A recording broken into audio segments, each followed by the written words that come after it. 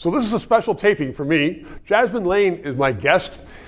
You may not have seen her, or many of you already have seen her. She disturbs the status quo. She has her own show she puts out, probably one a day, unless it's extraordinary, you put out 2 a day. So anyway, welcome to this show. I'm glad you're here. It's been a while to get you in Toronto, out of the West, and I'm glad you're in Toronto.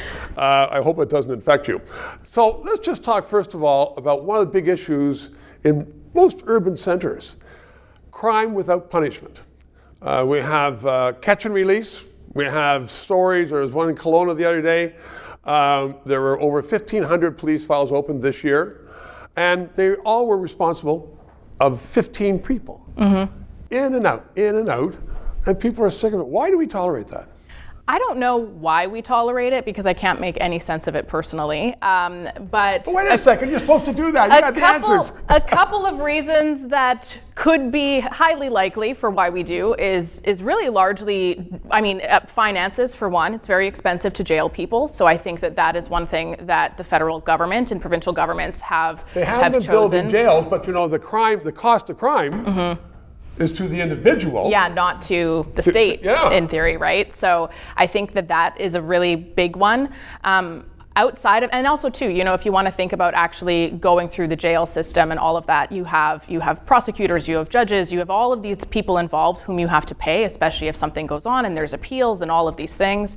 So I do think that finances have a lot to do with it. I think there's also a lot of evidence for that statistically as well. And additionally, outside of it, I can't help but draw some comparisons when it comes to the importance of being hard on crime, not only for the people of whom you serve, your constituents, for your communities, but also just to make sure that there is some really solid ground and a rule of law that is adhered to in a nation. That is a strong nation. So why don't we do that?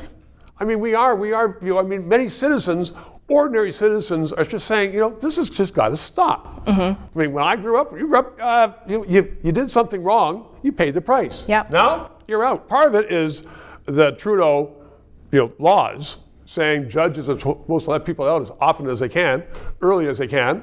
But do we think we're a little bit too tolerant? I think we are. I think that also is the second stem there of just the compassionate to a fault. When it's not compassion, it's actually causing a lot of damage. And everybody, there are some regions in which there's certain amounts of crime committed by certain individuals. We see that a lot. The Conservative Party has been tackling that as well when it comes to judges not having anything to do at all with the where somebody's from, where their immigration status is and all of that, right? So you see a lot of people, and this is almost human nature, if you know you can get away with something, you're gonna do it, right? And the reason why they do that is very questionable, and it's compassionate to a fault. It's not compassionate at all, truly. So I think it's ideological. On that note, 3 minutes is up. Thank you very much. Jasmin Laine, 3 minutes. Thank you for watching another analysis of the issues that impact Canada. Trudeau is gone. We have to rebuild the country. We need independent analysis. We need debate. We need thought. So please keep us on the air. Subscribe, donate, become a member, because God knows Canada needs rebuilding.